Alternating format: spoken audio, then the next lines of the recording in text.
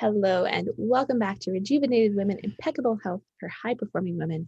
I'm your host, Dr. Alex Swenson Ridley, and today I am joined by Dr. Michelle Gordon, also known as Dr. G, who is the founder of the Menopause Movement, also a podcast host, and is a medical doctor who, after she gained 50 pounds, eating and exercise the same way she always had as she hit that change in life that we all hit at some point, she founded the menopause movement and now works to help women through disruption and hormone imbalance and all of those things. So Dr. G, welcome to the show.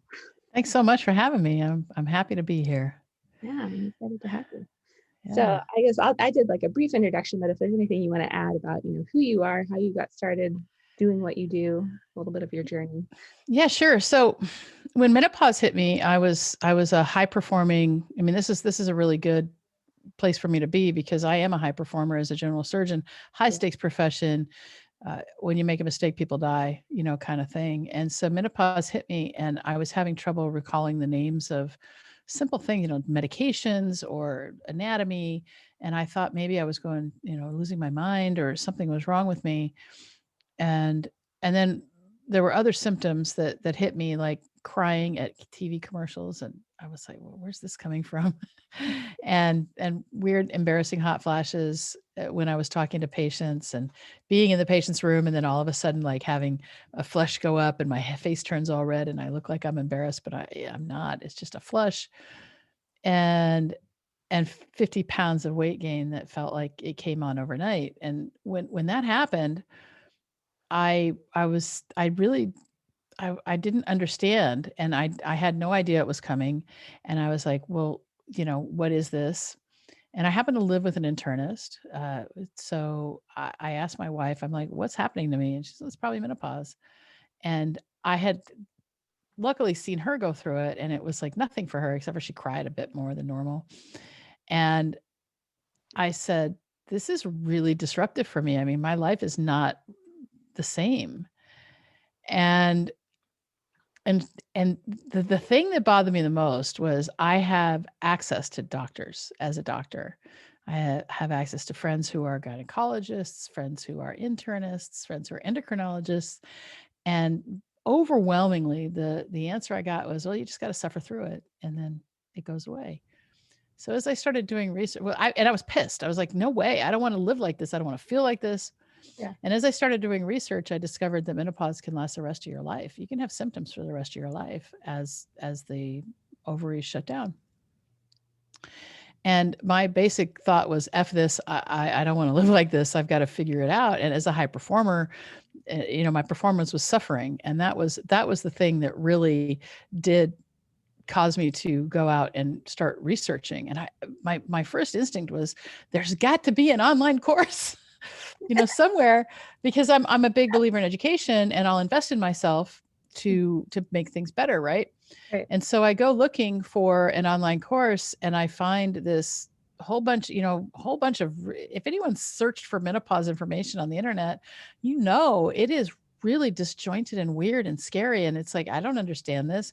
And so I ended up just doing the research for myself. And I spent actually 3 years doing the research. And as I experimented on myself, I kept records. And when I found things that worked, I said, okay, this is working, that's not. And I started writing it down and I kind of distilled it all into a course that's now called the Meno system. And it basically goes over the four pillars of science, like what's really happening inside of my body. And so I teach that, I talk about that. And then what really is the best thing to eat to support your changing body, Mhm. how to move to get rid of that minnow belly, because let's face it, having to buy a whole new wardrobe kind of sucks. And, fitting into the pre-menopause clothes feels like such a win, right? Right. And then how to move. So that was how to move, and then how to think. Because one of the things I discovered as I was going through all of this research is that we live our whole lives inside of our minds, even though it feels like we're reacting to the outside world or we're interacting with the outside world. At the end of the day, we live our whole lives inside of our minds. And Mm. so what I really try to help women who come into the program discover is they become informed on how to make that a happy place and the best ways to manage their minds. And then we go into what well, we also have a bonus module on sexuality because sexuality is so important, and a lot of women lose their sexuality. But then we start talking about how to keep up any changes that we've started, because what happens is that you may join a course and you may make a couple of changes, and then all of a sudden the time, life happens and all those changes are gone, because life happens and the brain is wired to go right back to what it used to do. Right. And so we have regular trainings inside of what we call the Middlemate Monthly. So to help you really move forward in your life and make changes in any area. So it's a lot about behavior change. So what we do in the menopause movement is we take women from what we call menopause misery, where menopause is really managing it feels like a full-time job, to menopause, starting to live the menopause way, where life is pretty much without any concern when it comes to menopause because the symptoms are managed. Awesome. I'm Yeah. just excited to find, somebody who's in that world and helping support women there, because I think it's kind of like, for whatever reason, and I don't know if you worked in the medical field as well, but I feel like women's health is just kind of like this thing that's like, oh, you just have to deal with that, right? Like that's Yeah, well, so I much mean, not normal. well, Like, it's here's the thing. Up until recently, all medical studies were done on men and then extrapolated to women, right? We live in a patriarchy who of men who just think that women are an extension, that women came from their rib. And, newsflash, women have the same number of ribs as men. And love it. right? We do. So right, we start with that. And so what I like to say is that in addition to menopause not being a medical condition, it is just a phase that we go through. It's just a phase in our life, and I like to say it's the privilege of a long life, because when if you don't reach menopause at some point in your life, then you're probably not with us anymore, right?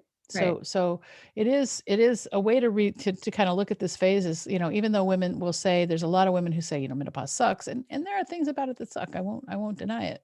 Mhm. However, I did not want to live in a life that sucked, because there's a lot of really great things about getting older. Number one, there's more money, because usually by the time you're in your 50s, and average age of menopause is 51, but by the time you're in your 50s, you've learned in pretty good way how to make money. And so there's a little bit more money, there's a little bit more disposable income, and so there's a little bit more of a ability to travel maybe, or do some things you love. And there's freedom, because most of the time women in menopause don't have children anymore in the house, as a general rule. That the children are grown, they can take care of themselves. It gives you the freedom to not have to cart them back and forth wherever they have to go. And so we have to get used to, like, being in that empty nest syndrome and that empty nest situation. And one thing we get is all this freedom in time, especially if we've spent a lot of time raising our children. And so what are we going to do with that time, and how are we going to focus this next phase of our lives? And so on the Menopause Movement podcast, I actually have a series where I talk to business development people to say, this is how you want to build a business, just because a lot of women in this stage do change their lives and start a new business. Yeah. And I found that too, demographics on this show, even though I'm only 36, but I tend Yeah. to work with women who are more in that transition phase. And one of the things I have really like inspired me, I'm almost excited to hit the menopause age, is, I've had some other conversations with women where it's like this time of like, we really step into our wisdom and, like start this. And I'll have you, like, obviously you've been through it, so you can probably expand on this more, but I just love the idea of like, there's a new level of creativity and being able to turn back inward. I talk a lot about what I call selfless syndrome on this show. So, we're always taking care of everyone and everything else. And it's almost like pregnancy and then menopause are a time Yeah. when we can come back into ourselves and really like be with us and put us first. Right. But living with the patriarchy, I think that women are trained from a very, very young age. So as girls are trained that we have to ask for permission. We have to really defer to the men in our lives because the men hold the purse strings or the men have the control. And that may be changing with your generation, but not so much because again, all the research, was done on men. And I'll tell you, if men had these symptoms, there would be a pill for it, probably, even though this is not a medical condition. Right. It's there would be something because it is really disruptive to a lot of women's lives. And there are reasons for that. There's reasons why it's more disruptive now than it used to be, and a lot of it has to do with manufactured food. Yeah. And so we can talk about that in a minute, but when it comes into growing into wisdom, when we start to see that we have more time, we can sit and listen and kind of really find out what fuels our soul. Mm. And for me, I ran a busy surgical practice. I was one of the busiest surgeons in the hospital. I grew my practice to 5 surgeons. And I had more financial success than I'd ever had in my life. Mhm. And I kept saying, "Well, is this all there is? Mhm. What else is there?" And so I kind of went through an existential crisis, and I think a lot of women do go through an existential crisis in menopause because we're starting to look for a new purpose. Yeah. And what happened for me was I had to sit and realize that, well, I'm done. I'm done with being a surgeon and I'm done with treating patients. And my calling is to reach as many women as I can with this message that menopause does not have to be the end. It's the beginning of a new phase of your life. And it's such a great opportunity for us to take the bull by the horns and really create something brand new. And that's what I did. And so, like, I closed my practice. I gave Awesome. up my malpractice. I retired. I completely retired from surgery so that I could do this full time. That's awesome. Yeah. And even though I'm, a different generation, I actually went through something similar with my chiropractic practice, which I built a nearly 7-figure wellness practice, had 12 staff and huge monstrosity, 6,000 square foot building. And Yeah. I walked upstairs one day and I was like, this is not my dream. And You created a job for yourself. yeah, Yeah. Yeah. And sometimes, I think it's really important when we're looking to start over, looking to build a business especially, that we decide what it is we want to know, to have in our lives, what it is we want.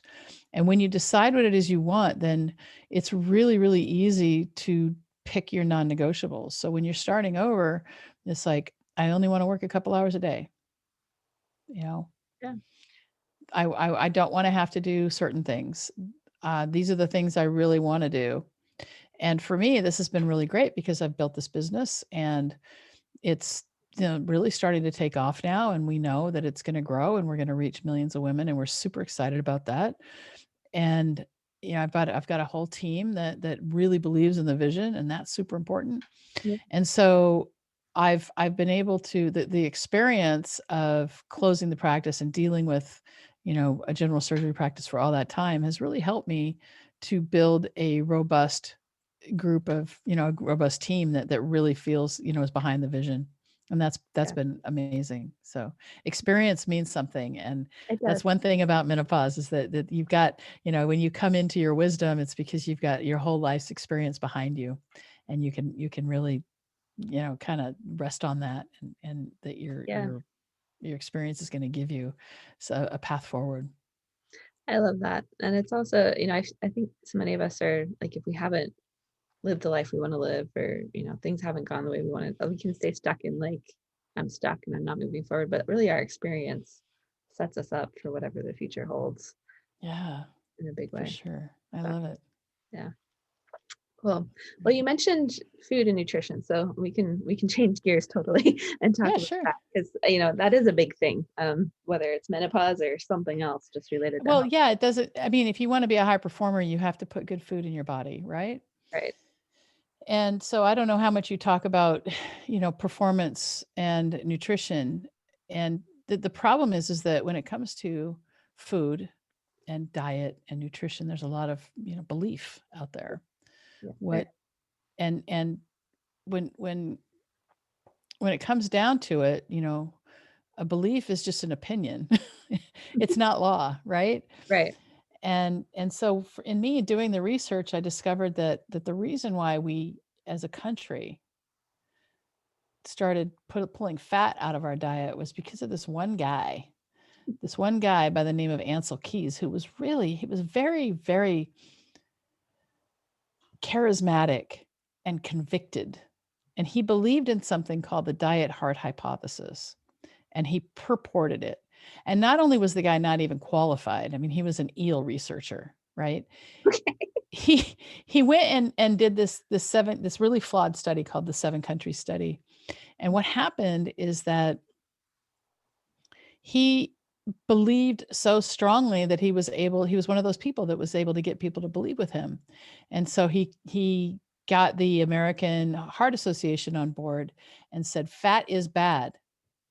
Now, all along America was eating bacon and eggs and butter and all these things, and all of a sudden now better than butter comes out, Mm. right? And Crisco comes out, and all of these manufactured things come out and they say, "Hey, it's better for you." And then when you start to look at what happens when you cook with a seed oil and how it breaks down and then what it does to your body, I mean, it affects your epigenetics. I mean, it's just Yeah. they're horrible, right?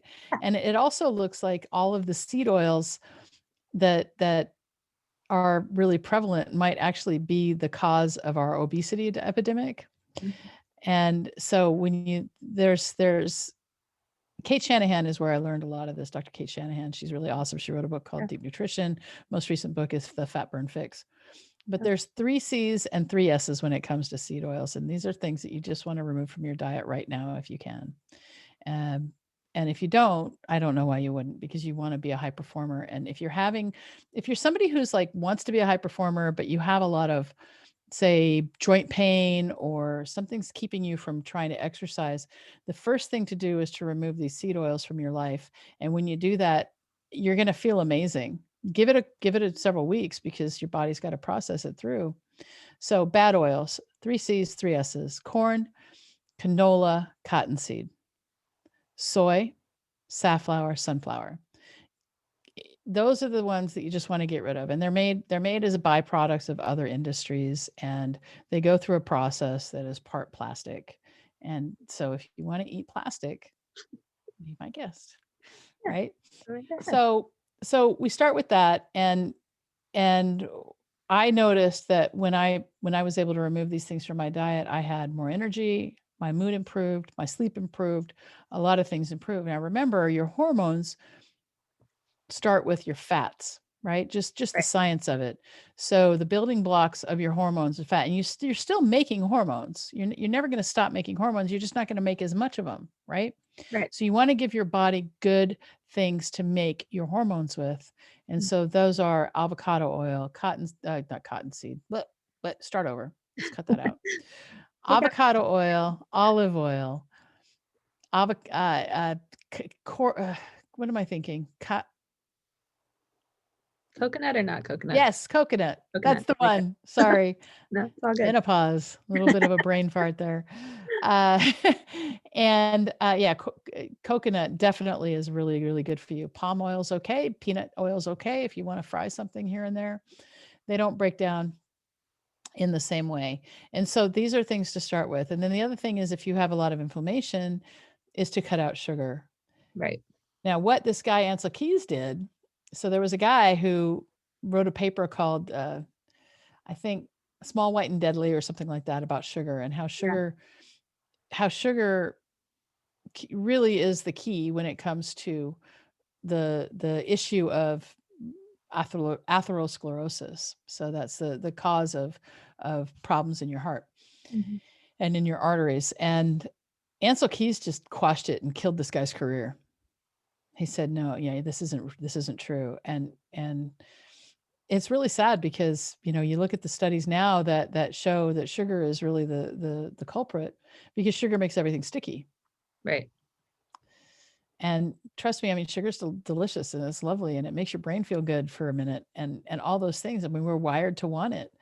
But when we were evolving, we only had it for certain times in the year. We'd find a honeycomb or fruit, and then other times we don't have it. Yeah. So the biggest issue, I think, in addition to seed oils with diabetes, is the fact that our pancreas is never rest anymore, Yeah. because all we're doing is feeding, sugar and carbs into it, and it's just, pushing out the insulin, and Mhm. then we push out the insulin and the sugar stays up, and the sugar goes up and the insulin goes up, and then we have something called insulin resistance. And Right. once you have insulin resistance, you can repair that through diet, but the only way to do it is to cut out, those simple carbs and sugars. Absolutely. And when you do that, though, you're going to feel really, really good. It's just not easy. No, it's not. And I do a lot of work with the women I work with, eliminating a lot of this stuff, and like it's a Yeah. journey. And a lot of them find there's certain things that are like really challenging to get off of, but you just have to. It helps to have other people reiterate what I say. It Help. does. It does. And that's why in our program we have a full-on series on behavior change, because behavior change, from the research, it takes 90 to 365 days. It's not 3 weeks to break a habit or to create a new habit. It's 90 to 365 days, and the reason for that is that we are hardwired to stay the same. Yes. It's just the way our brains are wired, because we want what's safe. Yep. And the same old thing is safe, and creating a new pathway takes new chemicals and takes up new resources, and we want to stay alive, and the brain is wired to keep us alive. So, yeah. This is comfortable. Yeah. So speaking of that, what is like one really simple recommendation you have for people who are is I've been talking more about behavior change, and a lot of it doesn't come down to what we do, and you and I were talking about Joe Dispenza. Yeah. So It but it's like we have to shift something about who we are and who we're being. exactly. Yeah. Yeah, so one of the things the example I love to use, and I use it all the time, is that if you're a woman who wants to lose 100 pounds, right? Hmm. In order to make that happen, you have to really go forward and think about, what does that person who's already lost 100 pounds do? How does she think? What's her behaviors? What does she do for exercise? What does she eat?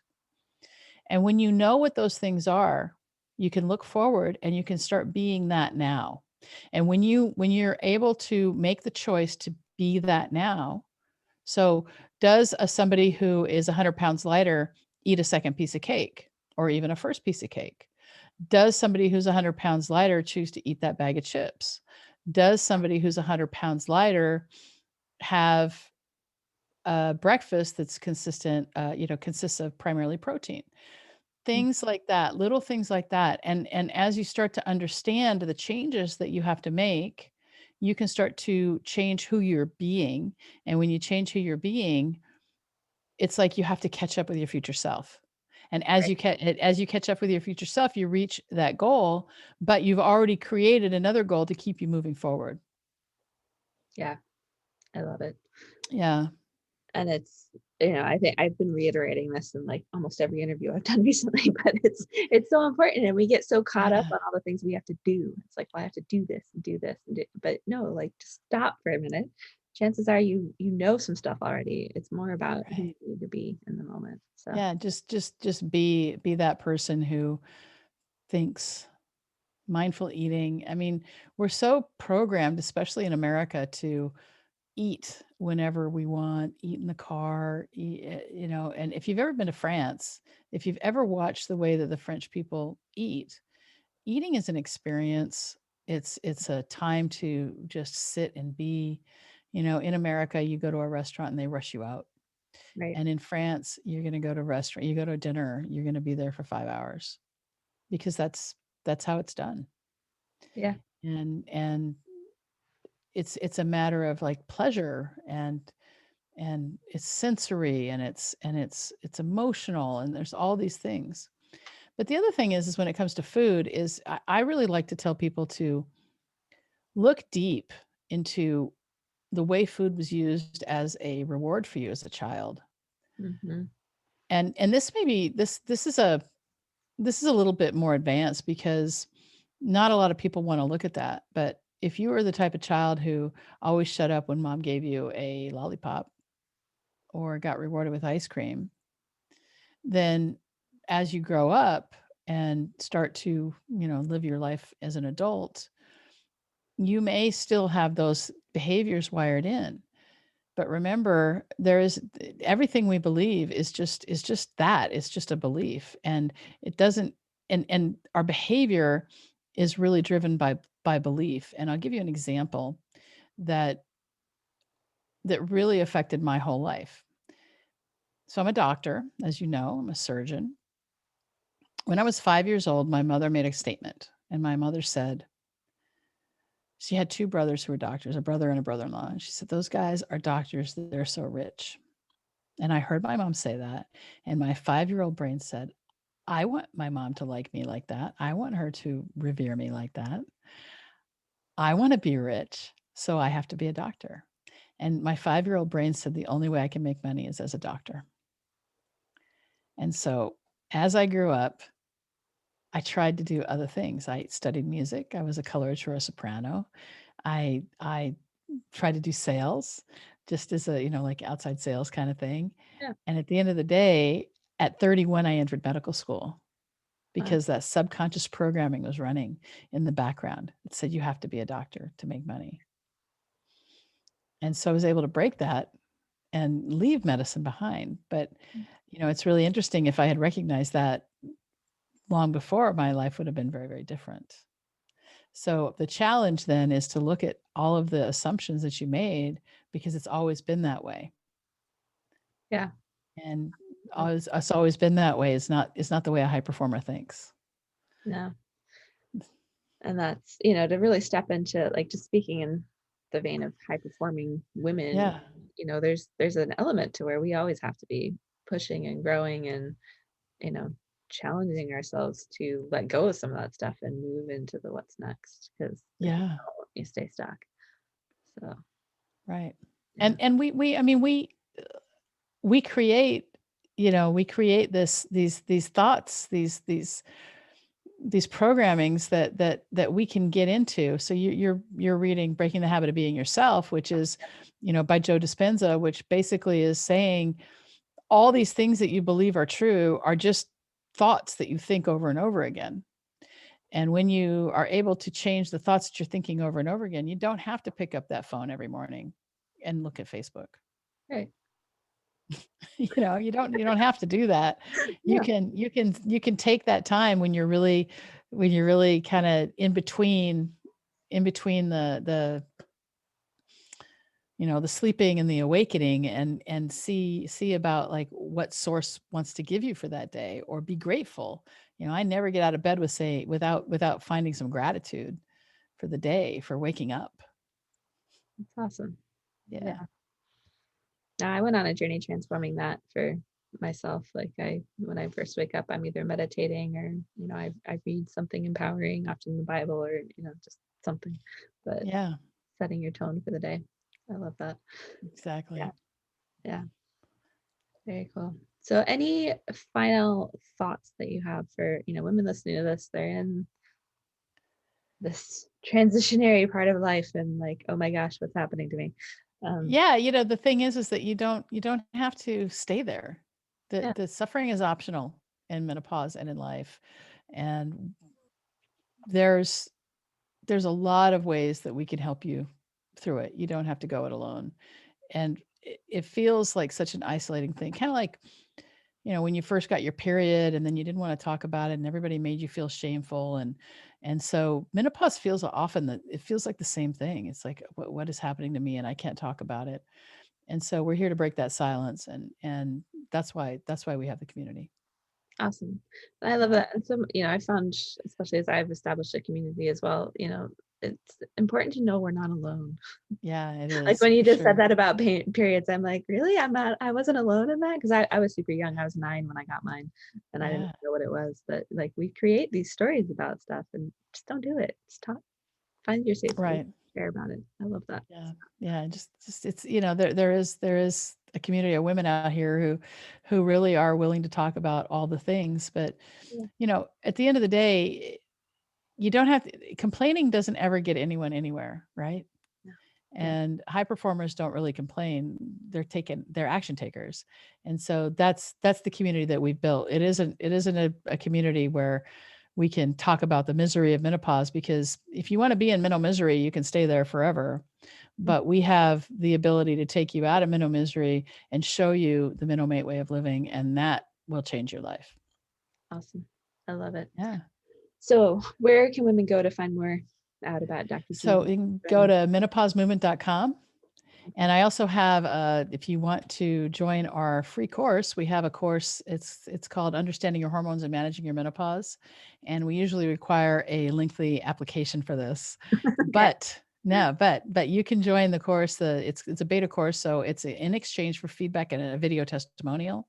Mhm. But you can join this $500 course at absolutely no charge when you go to menopausemovement.com/hormones, and you won't have to apply.